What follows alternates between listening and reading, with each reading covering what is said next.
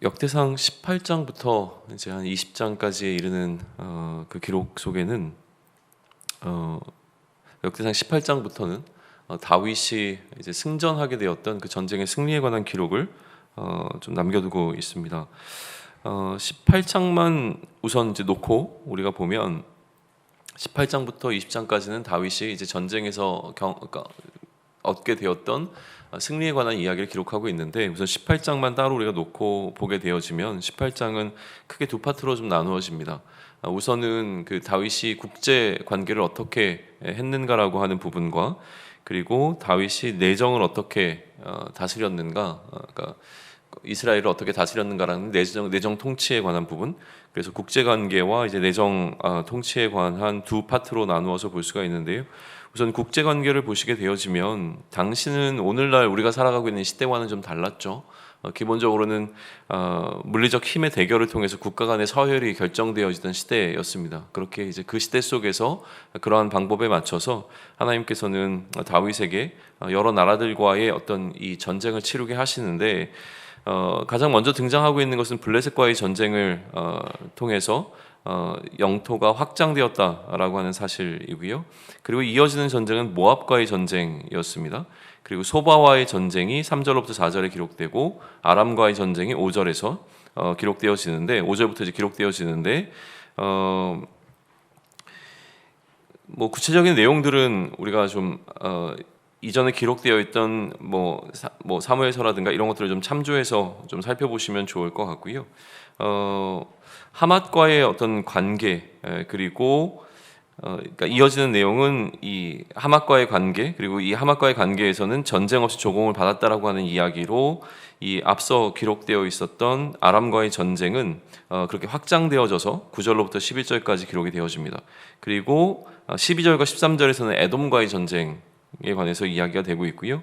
그리고 마지막으로 14절부터 17절까지의 내용은 아까 언급한 대로 이제 다윗의 내정에 관한 이야기가 기록되는데, 기본적으로 다윗이 그의 나라를 다스릴 때, 이스라엘을 다스릴 때 그 통치의 원리는 정의와 공의였다라고 하는 사실이 14절에서 좀 드러나 있습니다. 그래서 정의와 공의를 통해서 그 나라를 다스렸고, 15절로부터 17절까지는 그렇게 나라를 다스리는 가운데 행정 조직을 어떻게 취했는가, 각 행정 조직의 수장들을 누구로 이제 삼았는가라고 하는 이야기들을 소개해 주면서 18장의 기록을 이렇게 남겨두고 있습니다.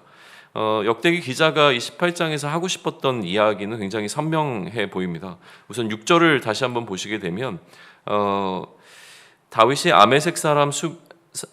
아람에 수비대를 두매 아람 사람이 다윗의 종이 되어 조공을 바치니라. 다윗이 어디로 가든지 여호와께서 이기게 하시니라. 그러니까 18장의 핵심이라고 한다면 다윗이 어디로 가든지 하나님께서 다윗으로 하여금 이기게 하셨다라고 하는 이 부분이 지금 18장을 통해서 계속 보여주고 있는 부분이라고 하는 것인데요. 13절로 넘어가게 되면 이 이야기는 다시 한번 반복되어집니다.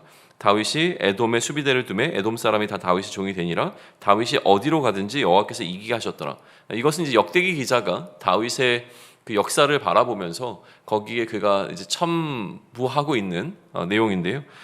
이처럼 역대기 기자는 다윗이라고 하는 한 사람이 이스라엘을 통치하는 과정 가운데서 하나님께서 늘 그와 함께 하셨기에 그가 어디로 가든지 승리했다라고 하는 이야기를 좀 들려주고 있는 것이죠.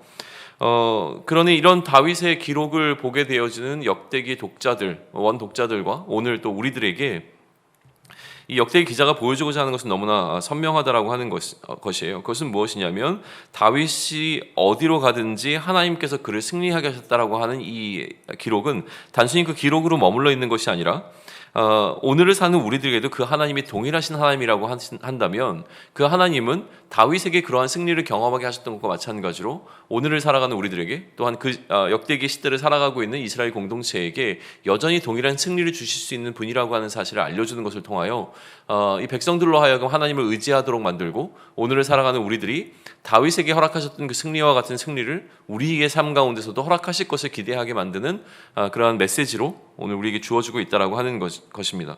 그러니까 오늘 이제 역대기 18장의 내용을 다윗에게 일어났던 어떤 역사적 사건들을 바라보는 것으로 머물러 있는 것이 아니라, 그렇다면 이 사건들은 다윗의 이야기로 끝나는 것이 아니라 오늘 나의 삶에서도 동일하게 일어날 수 있는 이야기라고 하는 것을 묵상의 포인트로 삼아서 다윗의 삶 가운데 깊숙이 개입하셔서 그의 삶의 모든 여정들을 승리로 이끄셨던 하나님께서 오늘 우리의 삶 가운데 주권자가 되어 주셔서 오늘 우리가 놓여 있는 모든 상황 가운데로부터 승리케 하실 것이라고 하는 것을 확신하는 가운데 오늘 이 역대상 18장을 묵상해 보시면 좋겠습니다.